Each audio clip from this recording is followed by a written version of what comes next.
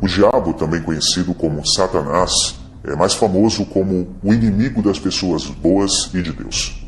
Sua imagem e história evoluíram ao longo dos anos, mas esse ser malévolo e sua legião de demônios continuam causando muito medo nas pessoas em todas as esferas da vida, como a antítese de todas as coisas boas. Muitos o consideram apenas um ser mitológico que saiu de algum lugar ali do folclore judaico e ganhou uma nova conotação dentro do cristianismo. Já outros possuem a plena certeza da sua existência e dos seus planos terríveis contra a humanidade e contra Deus. Seja qual for o seu ponto de vista, uma coisa é inegável.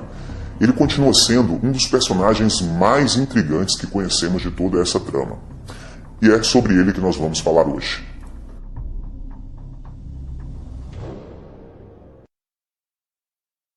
O diabo na Bíblia. Embora o diabo esteja presente de alguma forma em muitas religiões e possa ser comparado até mesmo a alguns deuses mitológicos, ele é provavelmente mais conhecido por seu papel antagônico no cristianismo. Nas traduções bíblicas modernas, o diabo é o adversário de Deus e também do povo de Deus. O diabo apareceu pela primeira vez na Bíblia ali no livro de Gênesis, como a serpente que convenceu a Eva, que então convenceu Adão, a comer o fruto proibido da árvore do conhecimento do bem e do mal no Jardim do Éden. No cristianismo, acredita-se que o diabo um dia foi um lindo anjo chamado Lúcifer, que, por desafiar a Deus, perdeu a sua graça. Quem era Lúcifer? Lúcifer era um querubim. Vale lembrar que na classe angelical, anjos, arcanjo, querubins e serafins. Por que eu disse arcanjo no singular? Porque a Bíblia os chama de arcanjo e não arcanjos, reporta sendo um anjo e não anjos. Então, Lúcifer era da classe dos querubins. Ele era um querubim. A gente passa a conhecer a importância de Lúcifer a partir de um princípio, que está em Ezequiel, capítulo 28 e 13. Olha só, estivestes no Éden, jardim de Deus, te cobri de toda pedra preciosa. Aí vai falando o nome das pedras, topázio, ônix, berilo, jaspe e tal, enfim. Aí, olha só que interessante como fecha o versículo, dizendo: em ti se faziam os teus tambores, que foram criados no dia em que te criei, e as obras dos tambores estavam em ti. Olha só que interessante. Então, o som dos tambores do céu, que podemos qualificar como a essência da adoração, eles estavam dentro do cara, dentro de Lúcifer. Em ti se faziam os tambores. Então, vamos imaginar, vamos viajar. Quando ele chegava no céu, emitia sons, saía sons dele. Então, quando ele passava, é como uma balada, vai rolar uma balada, tem que ter um DJ. Então ele fazia esse papel. Então isso dava para ele a certa vaidade. Essa vaidade que lá em Ezequiel 28 fala, até que encheu o seu coração de vaidade e tal. Ou seja, essa vaidade porque ele sabia que a adoração só era regida quando ele chegava. E não tem nada a ver com o maestro, nada a ver com o coral. A regência que a gente fala porque estava nele a essência da adoração. 2. O nome dele não é Lúcifer. Na verdade, a palavra Lúcifer nem se trata de um nome próprio. Em qualquer tradução do Novo Testamento, você não verá, por exemplo, Jesus e nem os apóstolos chamarem o diabo de Lúcifer. O nome Lúcifer provém do latim lux ferro, que significa portador da luz, o que transporta a luz ou o que leva a luz. No entanto, a palavra Lúcifer na Vulgata não é um nome adequado se tivermos como base os textos originais em hebraico que cita a expressão Eliel ben Shahar, que tem um significado até parecido, mas com suas peculiaridades que podem levar a erros de interpretação e traduções. Heilel, em seu sentido pleno no hebraico antigo, significa aquele que brilha, ou aquele que tem glória, ou aquele que é glorificado.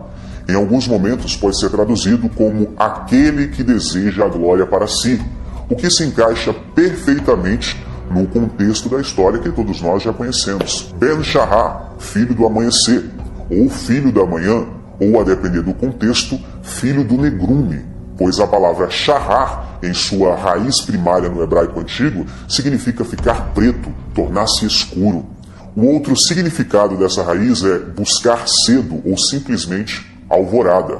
O que ocorreu é que os tradutores optaram pela segunda opção da raiz, mesmo sabendo que o primeiro significado pode ser o mais correto dentro desse contexto.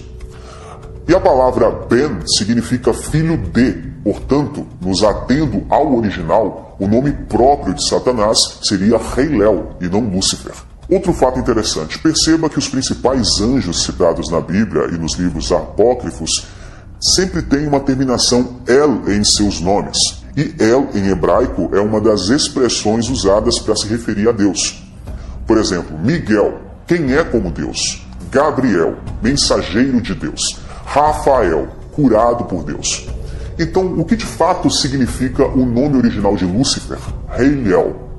Deixaremos isso para outro vídeo. O diabo em outras religiões.